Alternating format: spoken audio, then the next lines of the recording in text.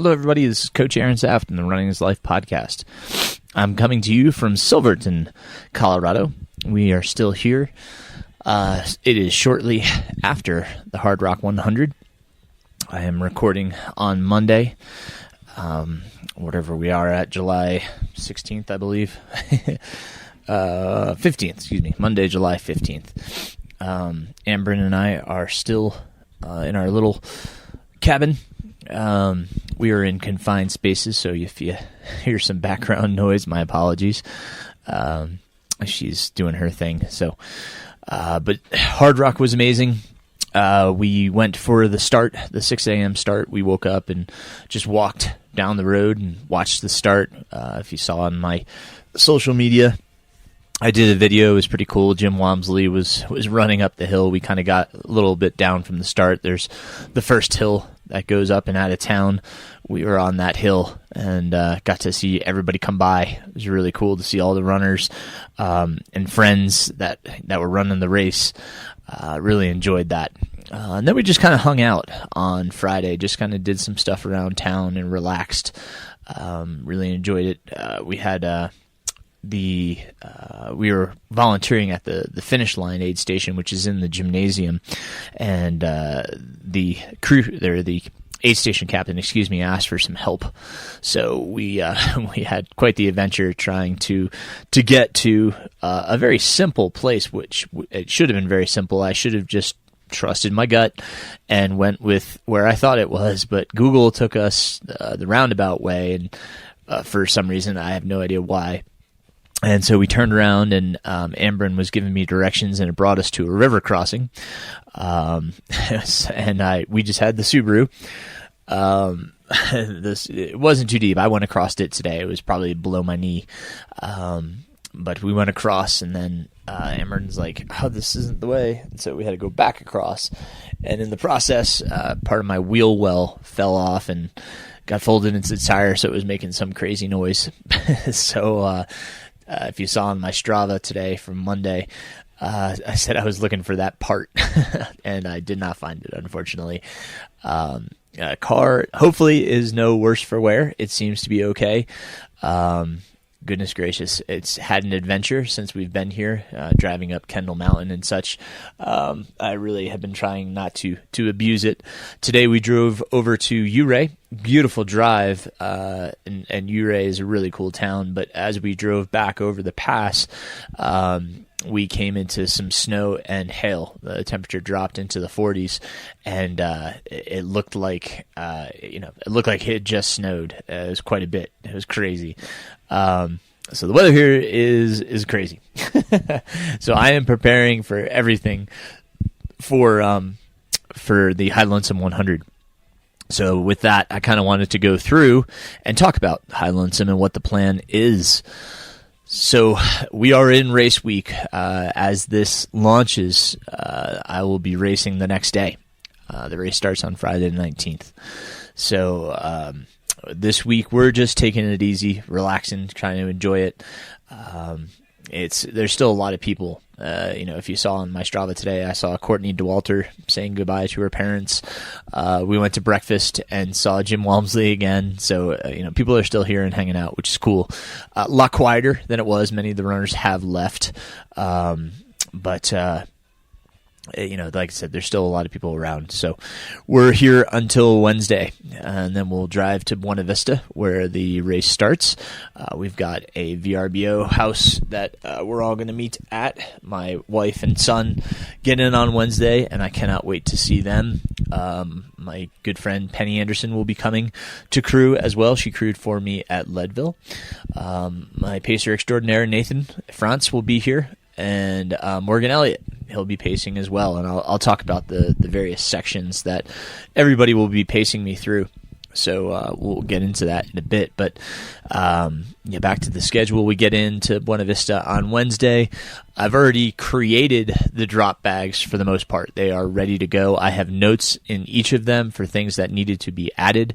My wife is bringing a few things, and I'll kind of talk about what those things are that are going to be in the drop bag for that are part of my nutrition and hydration plan. But for the most part, they're labeled and ready to go. Wanted that out of the way so I don't have to think about it. So I already did all of that. They are in their own tote Tupperware, so that I can, pull them out and add whatever I need to. Each pacer has a mandatory kit as well.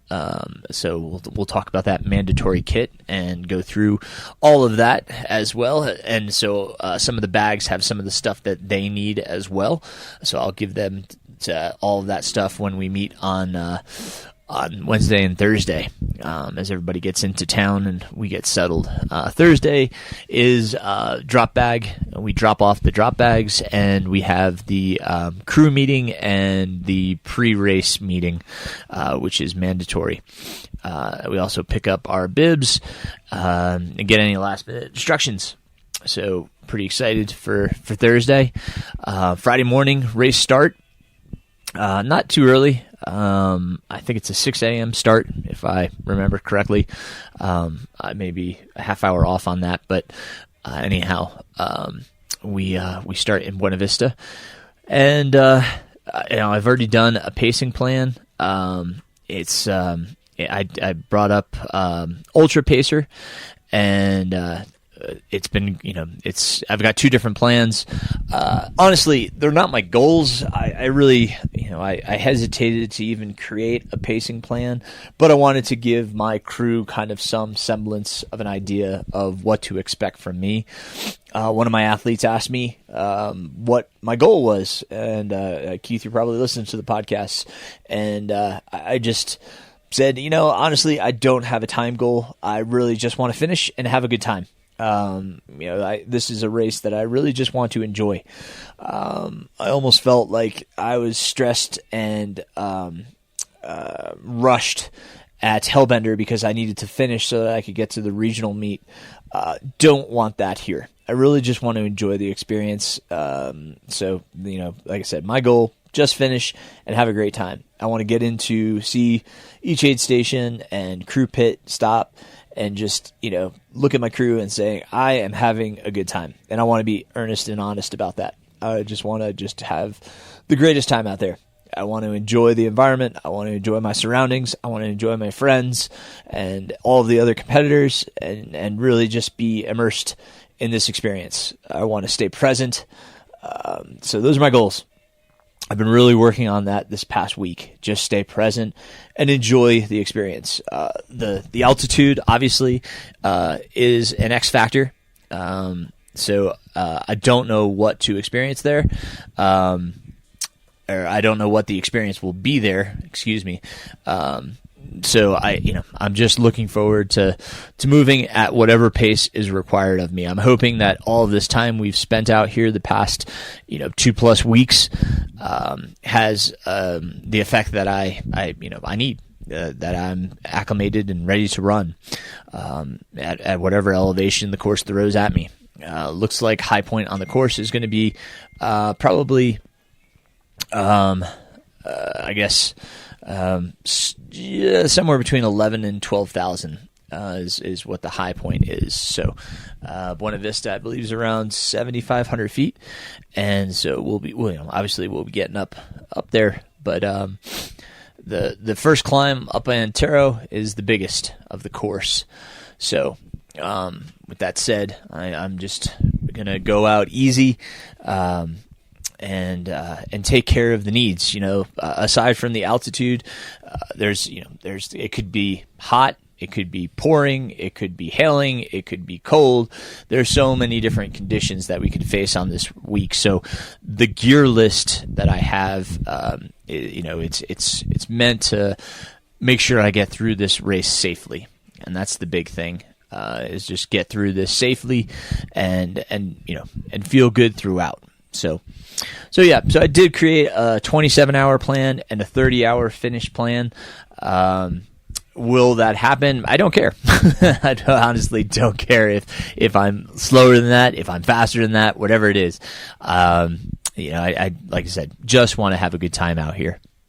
So, we're going to go with that. So, yes, I do have a pacing plan. But if I'm off of it, that's okay. As long as I'm feeling good, I'm totally happy with it. Mentioned my crew. There is one aid station where I can only have 2 people. That's actually the first aid station that we come to for the crew. They have to take a shuttle to get there. The shuttle costs an additional $10 per person. So, I'm just going to send 2 of my crew members out there, my wife and Penny. I'll let my pacers relax. So, so I can see them later on. I've created a Excel spreadsheet that I kind of used with I used the 30-hour pacing plan. I did a podcast and YouTube video of how I kind of plan out my nutrition, and so I basically used that same plan to come up with this this timing plan. And so the first aid station that I see them is going to be Cottonwood, and again, Cottonwood is a shuttle to it, so it's about 50K into the race. I can have a drop bag at the aid station before that. So the headings of my spreadsheet, I have the aid station. What is the distance into the race at that aid station? What is the distance to the next aid station? Then I have my estimated time to the next aid station, elapsed time between drop bags and crew. And then I have, is it a crew accessible aid station? Can I pick up a pacer there? And then is it drop bag accessible? As I said, I already made up my drop bags, and anywhere that I could have a drop bag, even if it's a crew accessible aid station, I've created a drop bag just in case anything happens out there. I don't want to worry about not having what I need. So each drop bag, if there was a drop bag accessible aid station, I've created it there. That way I can carry a little bit less in my pack and just refill when I get to my drop bag. Of course, the crew can kind of pick up anything that I have at that aid station. They can grab my drop bag, and that way they're ready. They can get bottles ready, or I'm going to give them extra bladders. So again, I'm going to kind of talk about nutrition and hydration plan here, kind of following this. But the rest of the aid stations, that if they're crew accessible, we can have one vehicle at them. So when I do pacer exchanges, the car will have just enough space. Kind of talking about the pacing plan. So I'm going to pick up Nathan at the Hancock aid station. It's just over 49 miles into the race, and I'll probably get into there. Let's see, what time is it? Around. I don't have my pacing plan up. I'm sorry, I don't know what time of day I'll get in there, but the cutoff is at 1:30 a.m. So probably get to him. Hopefully, I hope to get to him, kind of early evening, sometime in the night, at Cottonwood. That aid station that I can see my crew for the first time. That's where I have to pick up my second mandatory kit. So there's 2 mandatory kits for this race. The first is actually it's really not that bad. So far as what we have to carry, but when we get to Cottonwood, then you have to kind of pick up some more gear because you're at higher elevation. You're more exposed. So the base gear required list is a whistle and an SOL emergency bivvy. They're very specific about which bivvy they want you to carry, and that specific bivvy, the SOL emergency bivvy, has a whistle attached to it. So that was a 2-in-1, which was great. You have to have a minimum of 1.5 water capacity. What I hear is that the first section kind of a lot of people run out trying to get up to Antero. So I have a 1.5 liter bladder that I will have water in, and then I will have 2 500 milliliter soft flasks that will have tailwind in each, and then I will also carry a filter. I just picked up a Katahdin filter. I tried using my Solomon the other day, and I was having a really tough time with it. I even trying to,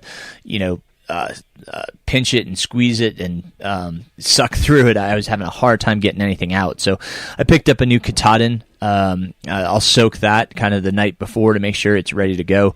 But yeah, I'm hoping the Katahdin filter will work well just in case I run out of it. But yeah, so that's my my plan throughout the race is carry that 1.5 liter bladder full of water and have 2 bottles of Tailwind on me at all times, and then I will grab Tailwind packets at the aid station so I can refill and filter as needed.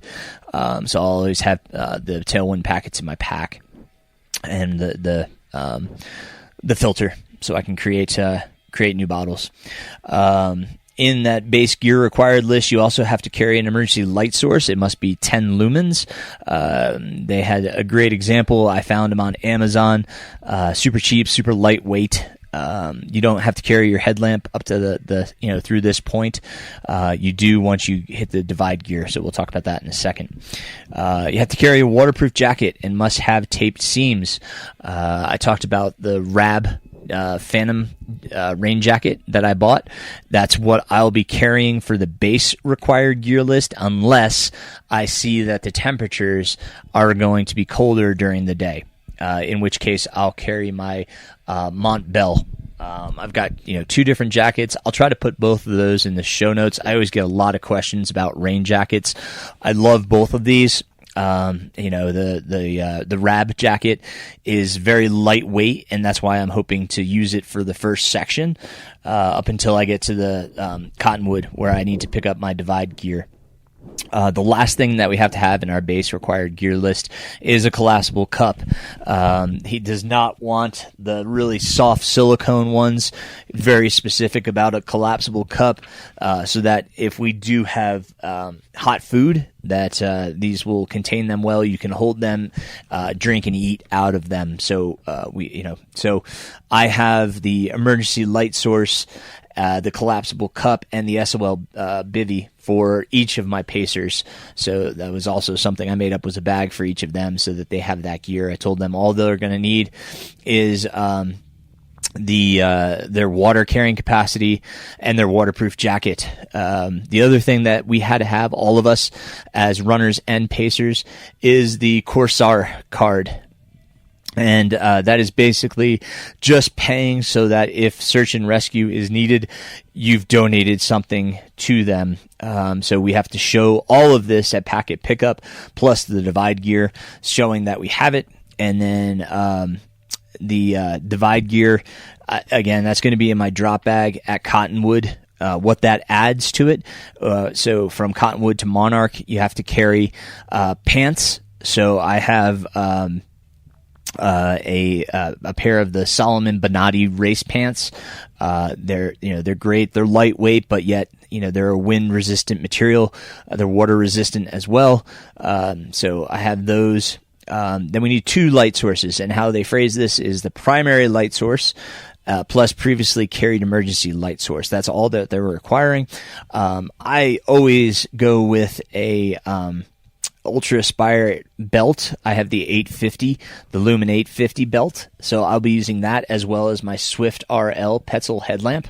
I've got extra batteries for each of those, so those would be my 2 light sources. I'll also have that emergency light source as well, because if I'm changing a battery or something, it's easy to use. You also have to carry a beanie or a buff. I have a beanie. That's one thing I don't mess around with. I find if I get cold and I put on my beanie, I warm up so much quicker than if I do with a buff. So I will have a buff. I always carry a buff. That's just something I always have. I think they're so versatile and useful. But at that point, I will have a beanie. And then you have to carry an extra base layer. He says long sleeve t-shirt or greater, no cotton. So I've got a wool. It's an old Segoy. If you're familiar with the apparel company Segoy, it's a wool base layer. It's my favorite base layer. Keeps me warm. It's not overly done, but it's done great for me over the course of history. So, from Cottonwood to Monarch, you add those things. Then when you get to Monarch, you can drop those things off and lighten up your pack again and go back to the base required gear. So that's the gear list. Again, whatever, if the Pacers running, they're basically going to have to carry that gear list. So when I see Nathan, I'm going to pick him up at Hancock, and he's going to take me to Monarch. And so he'll have to have that divide gear, the base gear plus the divide gear. And then he'll take me to, he takes me to Monarch, and then I'll pick up Morgan from Monarch to Blank's cabin. And I think that's right. Let me just double check. 67, to 83. I'll take Morgan to Blank's cabin. He'll just need the base gear requirement. So, and then I'll pick up Nathan again at Blank's cabin, and he'll run me to about 3.75 to go, and that's where I'll pick up my daughter. Nathan can, of course, stay with me if he wants to. I'm welcome to have, I think, 2 Pacers at that point to run in. So I double-checked with the race directors just to make sure they were okay with Ambrin coming with me. I emailed them and told them the situation. I told them that she's 13, but that she's been with me in Colorado and hiking and doing all this. His only stipulation was that she has to carry the base gear requirement, which we already had for her, and that I cannot drop her. She can't drop me, and I can't drop her. So that was the stipulations. But then, she can run in with me, so that's pretty cool. So at that point, maybe I can get Beth and Ambrin to run in with me. And then everybody can kind of run into the finish with me. I'm hoping Keegan will be up for that. He's at a track camp at Florida State right now, and gonna meet us in Colorado, which I'm super excited about. I've been talking to him each day and hearing about what he's up to and what he's doing. He just got there actually yesterday, so we talked a little bit more about what he was up to today and what he's been learning. So I hope he enjoys that experience and that he doesn't get injured. That's the biggest thing, right? So that's the Pacer plan. That's the drop bag plan. Drop bags wherever I'm allowed. There are a number of drop bags. 1, 2, 3, 4, 5, 6, 7, 8. Yeah, I think I counted that right. 1, 2, 3, 4, 5, 6, 7, 8. 8 drop bags that you're allowed in this race. Plenty of aid stations. Distance is really, obviously the time that it takes is really the kicker in this one. That's the tough thing is, how much time can be in between aid stations. So that took some planning. Looking at how much time I'd have in between aid stations. I can't just look at the distance because there could be a ton of elevation gain and it just might be slower. So looking at the time in between aid stations, that's how I came up with what I would need. Basically, I talked that my hydration is going to be tailwind and water, but what I'll also carry is and this is just the basics. I have some other little things here and there that I'll kind of throw in just to change it up, but I'm using the NAAK gels, and then I'm using the Scratch Chews and Honey Stinger Chews. So mixing those up, I've got 2 different flavors of the NAC gels, and then pretzels. I'm carrying like either a small or a large bag of pretzels, and then I've got 2 different types of purees. I was at the 7,000 feet elevation company, the running company, and Justin Walker, who just finished, Coach Justin, and he just finished Hard Rock. So hearty congratulations to Justin. It's my hope that next weekend we get together with Justin and Travis Macy and sit down and kind of talk about Hard Rock and what went on at High Lonesome. So hope that works out. But yeah, he had a pretty cool packet of it's really got everything in it. So I'm going to use that kind of later in the race, as well as NAC Knack has some various purees, so I've got some variation, right? So I don't get palate fatigue between the gels, the chews, the pretzels, and the puree. I've got a really good assortment. I know that's a lot of different combinations, but I oftentimes find I just get really sick of one thing or another, and I'm hoping that I can sustain and keep eating and being more consistent with my intake. Plan is to get approximately 60 grams of carbohydrates every hour between all of this, the tailwind and the nutrition. So just kind of keep consuming, just basically kind of. Especially with the chews, just taking 2 every once in a while, maybe every 10 minutes, but being a little bit more kind of nibbling, if you will, rather than large intakes at a time. So that's the plan. Just kind of rotate through, and just every once in a while start nibbling on stuff. Make sure that I stay up on my calories. So that's the nutrition plan. As I said, I have some other little treats and stuff that I'll have along the way, and of course I'll be eating at the aid stations and such. So, but that is the nutrition and hydration plan. All right. All right. So we talked about the race week schedule, the pacing plan, the crew plan. Yep, pacer and mandatory. We talked about that. Nutrition, the 2 sets of mandatory gear. Let's get more into my specific gear and what I'm. A lot of people have questions about what I use and what I like. Of course, this is individual and personal, but I'm always happy to talk about gear and what I use. But I will be using my Lucky poles. I've got the ultra lightweights, and I have 2 different types of gloves. And this is something that I wanted to talk about because what I have found, and I kind of been looking for confirmation, and I think I found some confirmation that the palms they kind of release a lot of heat. So I had been wearing kind of the mountain bike style half gloves with my Leckies. Lecky makes a set.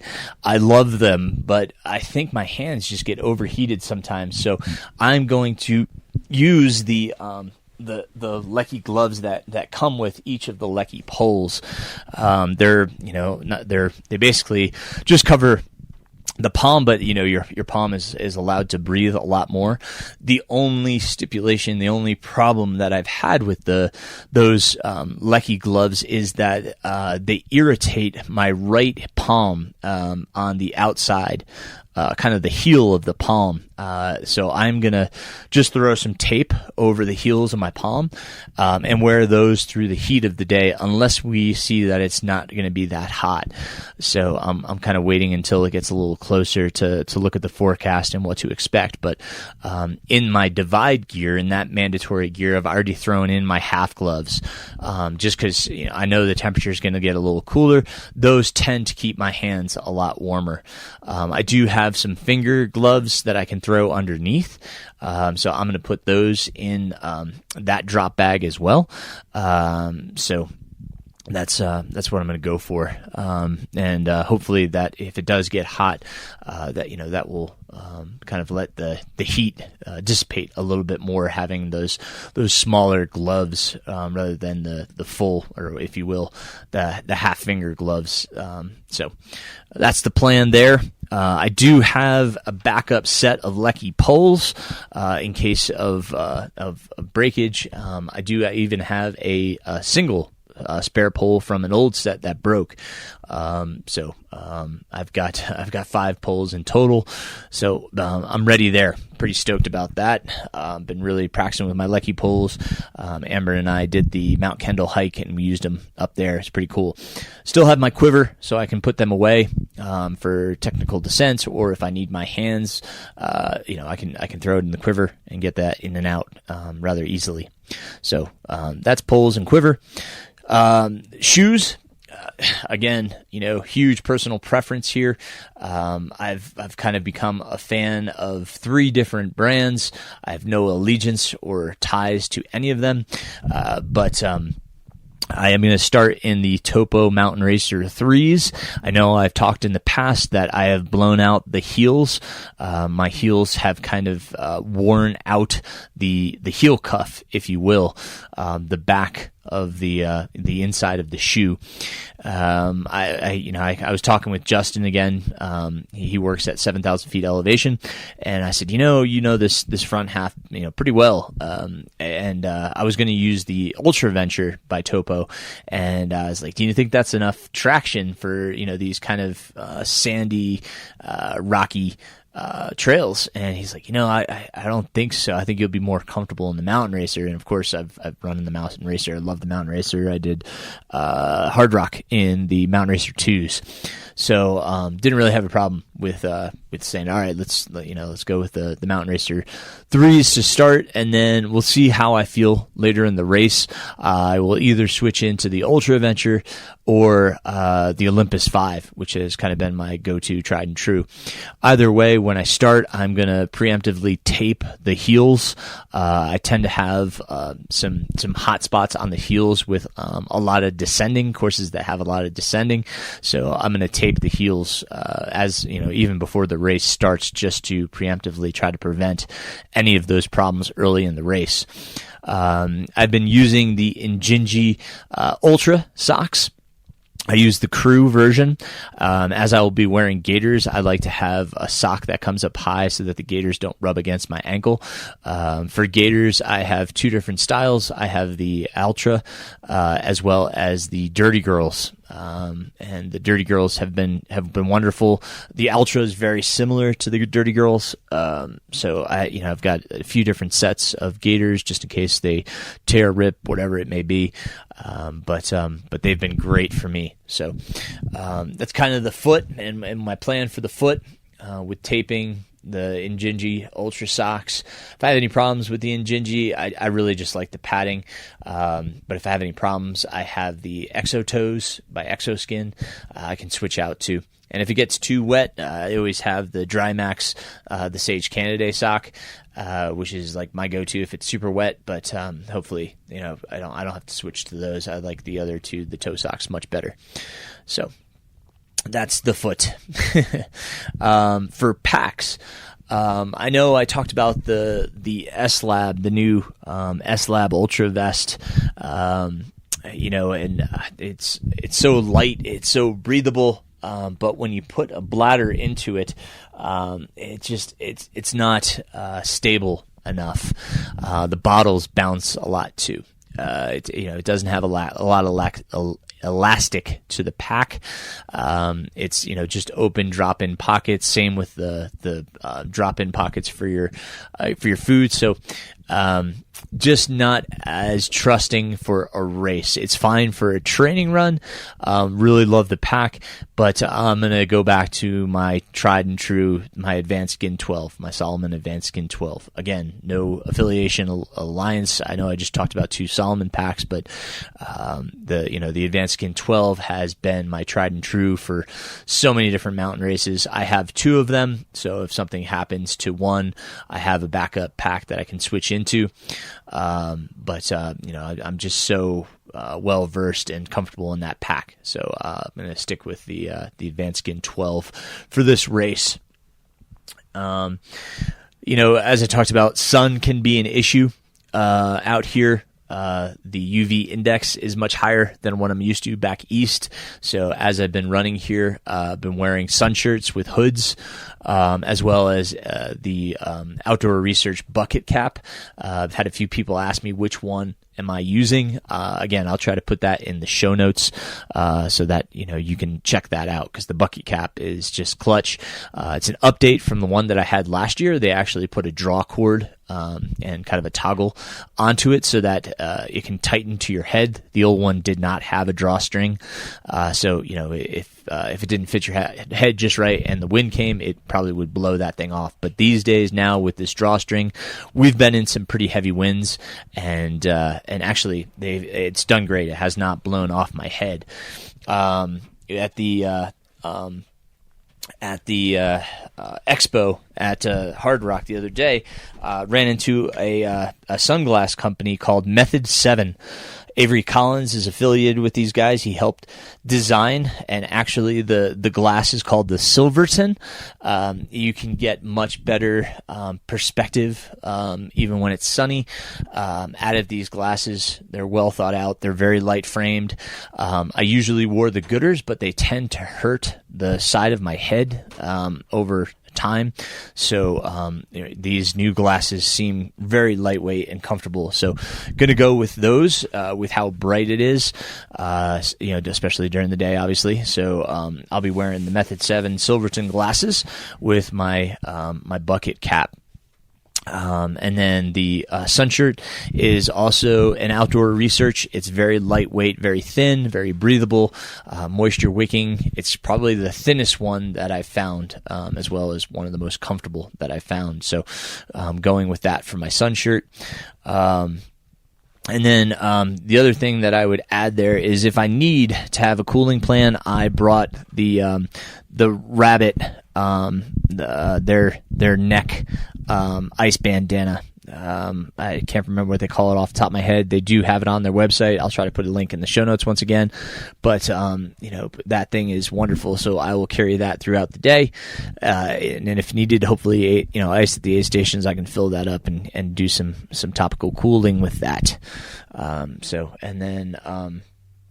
I can also add some ice underneath the palm gloves and let that melt, because actually ice in the palm is actually been shown to help cool the core temperature. So got a lot of plans in place. Of course, it can all go to what, but we're gonna hope for the best and try to problem solve best we can. This race looks amazing. Such a scenic, beautiful course. The race director seems to have his stuff together. He's very on top of it.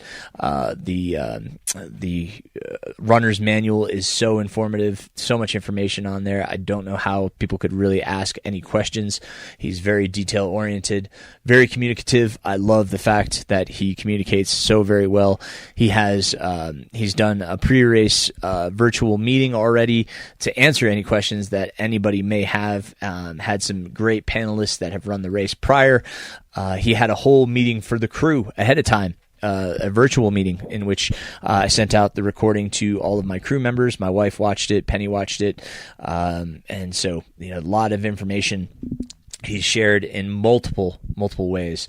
So kudos to the team at High Lonesome. They're doing a very good job of making us know what's going on and answering any questions that we have. They're very quick to answer emails.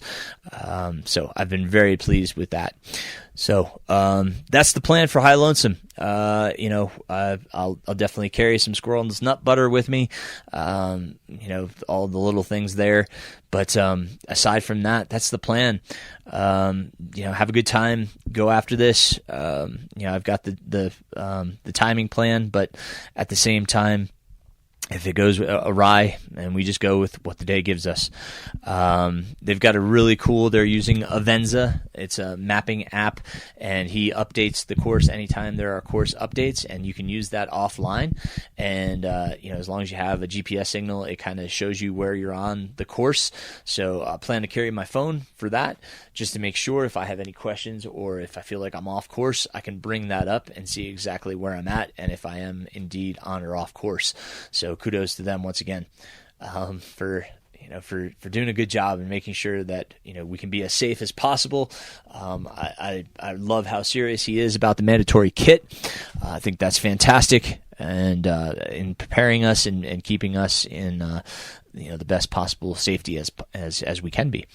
So that's everything. That's everything that's going on. Outside of this, we return next week. Cross country is already begun. The team's already training.